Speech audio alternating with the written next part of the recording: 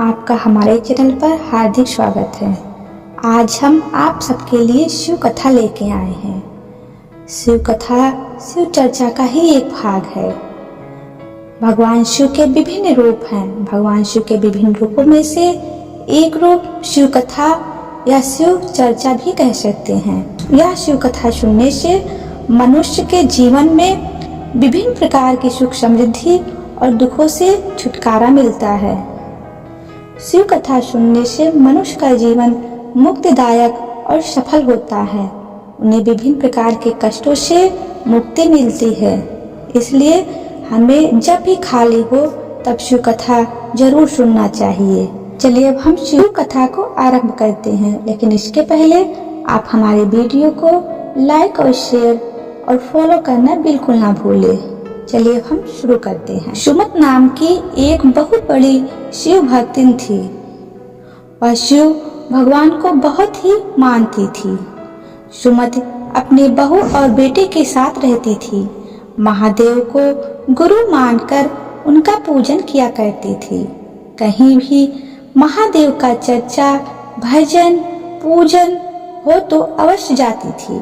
चाहे उसे कोई पूजन में बुलाया हो या न बुलाया हो, फिर भी वो जाती थी। यह बात सुमति की बहू को बिल्कुल पसंद नहीं था। उसकी सासू माँ बिना बुलाए कहीं भी किसी के घर आंगन में जाए। सुमति की बहू सुशीला रोज अपने पति रामू से शिकायत करती थी। कहती थी, आपकी माँ दिन भर यहाँ वहाँ घूमती रहती हैं। जहाँ नहीं बुलाया जाता है वहाँ भी बिना बुलाए चली जाती हैं। मैं यहाँ दिन भर काम के कामों से उलझी रहती हूँ और वो घूमती रहती है। चाहे मैं अकेले ही घर के कामों में काम करते करते मर क्यों न जाऊं, किसी को कोई फिक्र नहीं है। रामू ने कहा, तुम घर के काम करने के लिए अपनी माँ को बुला लो और मैं अपनी माँ को 4 धाम की यात्रा पर भेज देता हूँ। रोज रोज के कलह से कुछ दिनों के लिए शांति मिलेगी। ऐसा विचार कर वो दोनों सो जाते हैं। कुछ दिन बाद रामू अपनी माँ को लेकर 4 धाम यात्रा पर निकल जाता है। माँ को तीर्थ स्थल पर पहुँचा रामू घर को लौट आता है। कुछ ही समय घर का वातावरण बदल जाता है। जहाँ धूप बत्ती की खुशबू से भक्तिमय वातावरण था, वहीं सेंट आ गया। जहाँ पूजा पाठ की चर्चा हुआ करता था, वहीं दूसरों के घर की शिकायत, कला की चर्चाएं होने लगी। औरों के घरों से मुकाबले होने लगे। खर्च बढ़ने के साथ साथ अहंकार भी बढ़ गया। घर के साथ सजावट में ही धन खर्च होने लगे। कुछ ही दिनों में भोजन के लिए भी पैसे नहीं बचते। फिर उन्होंने खर्च कम करना शुरू कर दिया और मन में जो बात आती उनसे बेहतर दिखना था। उसी गांव में एक चोर रहता था। वह उसके मन में आया कि जरूर इसने कोई खजाना पाया है, तभी अचानक से इसके घर में तरक्की हो रही है। नहीं तो इतने दिनों से समान इंसान ही था, अचानक कैसे बदल गया। रात्रि को चोर उनके घर आ हर वस्तु चुरा कर ले गया। उस गांव को छोड़कर कहीं अन्य स्थान पर चला गया। 1 वर्ष बाद सुमति अपने पुत्र का इंतजार करने लगी। अब पुत्र आकर घर वापस लेकर जाएगा। बहुत दिनों बाद भी जब पुत्र नहीं आया तो वो अकेले ही घर के लिए निकल पड़ी। रास्ते में थक कर सुमति एक वृक्ष के नीचे विश्राम करने के लिए बैठ गई। चोर भी उसी वृक्ष के नीचे विश्राम करने के लिए आ गया। सुमति ने देखा उनके घर की वस्तु इनके पास है।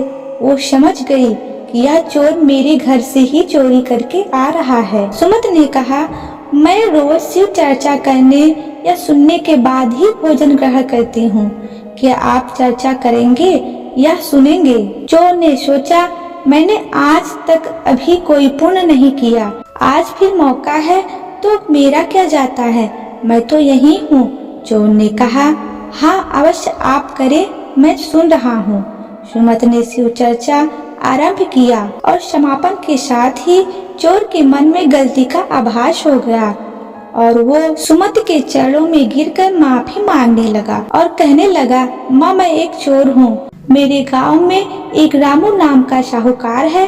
मैं उसके घर से ही चोरी करके आ रहा हूँ। आपके द्वारा सुनाई चर्चा को सुनकर मेरे मन में यह आया कि मैं गलत हूँ। मैं धन वापस करके महादेव के चरणों में खुद को समर्पित करना चाहता हूँ। सुमत ने कहा, तुम मेरे घर चलो, मुझे घर छोड़कर तुम साहूकार के घर चले जाना। चोर और साहूकार जब घर पहुँचे तो देखते हैं बहू बेटा का रो रो कर बुरा हाल है। माँ को देखकर बहू और बेटा दोनों माँ की ओर दौड़कर माँ के चरणों में गिरकर माफी मांगने लगे और उन्होंने देखा चोरी के सामान के साथ एक इंसान खड़ा है। उन्होंने सोचा जरूर माँ के साथ ही महादेव के दूत चोर से मेरा सामान बचाकर लाए हैं। दोनों ने अपनी गलती को मानते हुए इस बात को स्वीकार किया।